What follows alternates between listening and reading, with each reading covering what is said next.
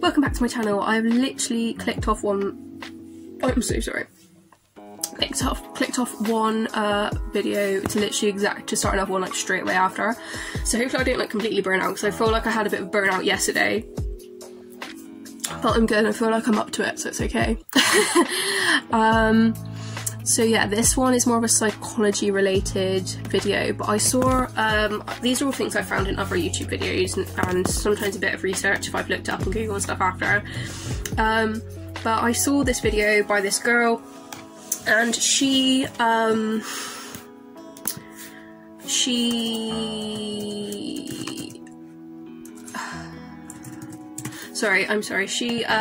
basically was speaking about how her ego is not her. So let me explain. Your ego is actually a separate thing to who you are. You are not who you think you are. So if you don't know what your ego is, it's basically your perception of yourself and how you see yourself.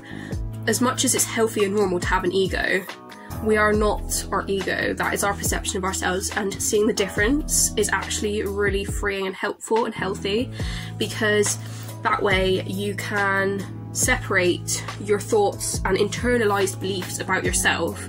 And these aren't just beliefs that you've thought as well, these can be beliefs that you have held on to since childhood and not been able to filter them through because you were a child, which I've spoken about in another video about developing that filter that I call as an adult on my things I learned in my 20s video. Hashtag not spawn, hashtag spawn. Anyway, there we go, sponsored. So yeah, the ego can be deconstructed. Basically, you could deconstruct your beliefs about yourself and other people. So if someone said to you while you were 10 years old, you are ugly, okay? I even had someone say that to me once when I was like 11, you are fat, or she's got so fat, or I'm not even 11, I want to say like 8, and she was from church as well, but anyway, she said I was fat and chubby or something like that. Looking at it now, it may not have been a completely bad thing, because maybe, I know in other cultures, being seen as chubby is actually a good thing. So it just offended me though, so there we go. Basically,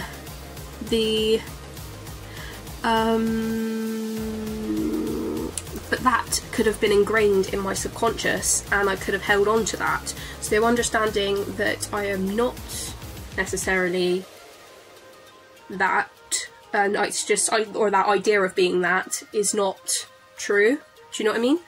So yeah, that's just really helpful. So that can just be very individual to the person, but it can really help just deconstruct your limitations as well, because it can really just, you can realize, oh, I'm not just a bookie. I don't just have to read all the time. If you're a good kid in school, you might have this idea about yourself that you're like a complete, like, you know, bookie. You don't have to just be a bookie, because you've got a whole range of personality like everyone else, you know. So it helps you just deconstruct that idea.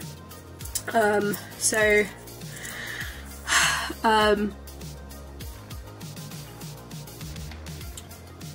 I also watched another guy, and now I'm going to be touching on emotional childhood neglect, and realising, so yeah, emotional childhood neglect, because I watched a guy, I honestly can't remember his name now, so I'm not going to link him. If I can find his website, I will link it. I'll see if I can. Because this was really helpful. It was actually an ad on YouTube, and I just clicked on it and I thought, okay. And he spoke about living with childhood neglect and how that can help attract certain people, maybe just the wrong people, be that someone that's narcissistic, potentially, that you wouldn't usually get with if you were not have experienced the childhood neglect, or, you know, it's just someone that is not right for you, that is just a mismatch. Because if you look at like the law of attraction stuff, we always attract something that we're not, because it's like a magnet. Do you know what I mean? That's how it works. But if you have these issues, it can make you more susceptible to getting abused by these people if they're negative, okay? So he spoke about this thing called polarities in the mind. So this is just a concept, okay? So we're going to start going in, about concept now. So he talked about polarities of people that have had childhood emotional trauma, okay? So the neglect more was to do with the fact of, I'm so sorry I'm typing, I haven't mentioned before, it's because I have to write notes to write in the description box or what to name it and stuff. So I've done that in a couple of other videos as well. If you've never seen me do that, that's why. So yeah, the neglect side was more to do with, if you don't know how to meet your own needs and how to understand your own wants and needs, you're more susceptible to potentially narcissistic abuse, because if you know much about narcissists, they really want you to be compliant with their needs, and they're very good at serving their own needs, and they will be absolutely, they don't care how other people are, they can't feel other people's emotion, they can't have empathy towards other people, so they won't care about your emotions. They really want you to serve their emotions and their needs and their wants. So if you're perfect to them, if you are willing to bypass what you want and need to serve someone else, that's going to be perfect for a narcissist. So you're going to find yourself attracted to a narcissist, essentially, or they are going to find themselves attracted to you. And so obviously, by the same token, you would want to then learn. This was what I saw in a video on YouTube, and it's helped me in that learning your own needs and wants, even from like, even if, and this is neglect, that you might have not, and I always think it's difficult because it's to different extents. You might have felt that you were neglected by, you know, parents or whatever as a child, because I always think a parent can't meet your every need, but obviously it's on a spectrum, isn't it? So just saying to yourself, what am I feeling? And learning to recognise your feelings. What am I thinking? What do I need? What do I want? And asking yourself those things and being able to meet those needs by understanding your feelings just means that you're much less likely to get yourself into a really negative situation with the wrong person. I'm not saying like it completely immunes you necessarily, because there's always going to be people that want to, you know, hurt you and whatever, and that's not your fault. And even being in a place with trauma, I'm not blaming the person with trauma at all. This is simply to help you heal from that. And it's not to say, even if you do attract a narcissist, I've been there. You attract a narcissist and you've got childhood trauma. I've been aware of my trauma and issues for years and years and years. I've already spoken about my mental health issues on my channel if you want to have a look. But I literally would not use that as any foundation to put the blame on me. Someone's personality issues, sociopaths, psychopaths, narcissists, cluster B, they call it, personality issues. And I'm not saying that these people are diagnosed, but traits of that realm are their own issue, and you having your childhood trauma is a completely separate issue, and that does not give them the right to attack you and prey on your weaknesses. But being aware of your own issue can help you improve yourself. So yeah, I'll leave it there for childhood neglect. In terms of childhood trauma, back to this guy that had the theory, he spoke about this thing called polarities in the mind of someone with childhood trauma. So he talked about the polarities could be trust and not trusting. So you could want trust from someone, but you can't trust them. So you might seem quite edgy, like you don't know whether to trust them, you don't know whether not to trust them. And this could be sexual trauma, it could be physical trauma, it could be psychological, emotional, verbal, you know, anything. This could be my parent, anyone that is, you know, it's abuse, physical, whatever. And as a child, and then there's another polarity of, have I got it written on here? No, so another polarity is basically wanting love but not being able to receive it, or not wanting to give it because you don't trust. And the polarities can overlap, so it creates this. And let me talk about another polarity just to make myself clear. Another polarity can be being angry but also really held back. Okay, so and that could be because you had an abusive parent where if you ever showed any anger, you knew that they would get angry first, so you learnt to hold your anger back. okay?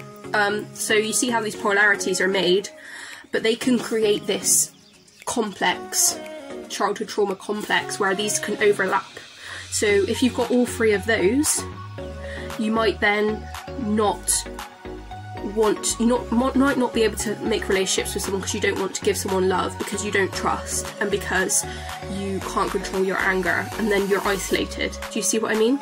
So that's how childhood trauma can affect your later life. And he spoke about the way to heal this is to discharge those polarities, because he says that negative and so he spoke about, I'm not going to go into all the details, but by taking the charge out of that and recognising it, you can put the positive and negative energy back where it is, because this is how toxic relationships happen, because you might then perceive love to be a relationship where there's anger. You know, an abusive relationship could seem like love to you then, or a very short fused relationship because you've had that as a parent. But if you discharge that, you can put the positives back where the positives need to be in terms of, you know, patience and stuff and assertiveness, and then you can put abuse and manipulation back into the negative box. You know what I mean? When it comes to the trust, putting what's the word? Being... Oh, I literally forgot what the exact word is. If I can remember this word, I'll be so happy. I can't remember it, but being aware and observing behaviour before you put full trust into someone. Maybe not putting full trust into someone, but being selective about the people you put trust in. Not to say that you wouldn't want to trust someone. Trust is a great thing to have with someone, but not someone that you shouldn't trust because of various differences you have, or things like that you shouldn't trust them for various reasons. Because sometimes people with childhood neglect, depending on what way you swing, some people can put lots and lots of trust into people that don't deserve their trust, and then they get burned by it. Because if you put trust in someone that doesn't deserve their trust, of course it's going to burn you, because they don't deserve your trust. And it's not a good situation. So then, yeah, that can discharge itself. And yeah, so that's really it, because I feel like sometimes I just ramble on and there is no point. But if I can find the guy, I will. Hopefully I can. But yeah, I hope this has kind of helped. It's been a bit of a short video. But yeah, these have really helped me recently, and yeah, there's a lot of information about childhood trauma and neglect. This was a very, very brief thing that what I've seen, just an overview. But yeah, if you wish to look, there's lots of things on there about narcissistic abuse and stuff like that, and healing from narcissistic abuse, and just healing from any issue. You can find a lot about it on YouTube, which is why brilliant. But yeah, that's what I have to say about that at the moment. But yeah, thank you for listening, and I hope it's been helpful. Alright, thank you, bye.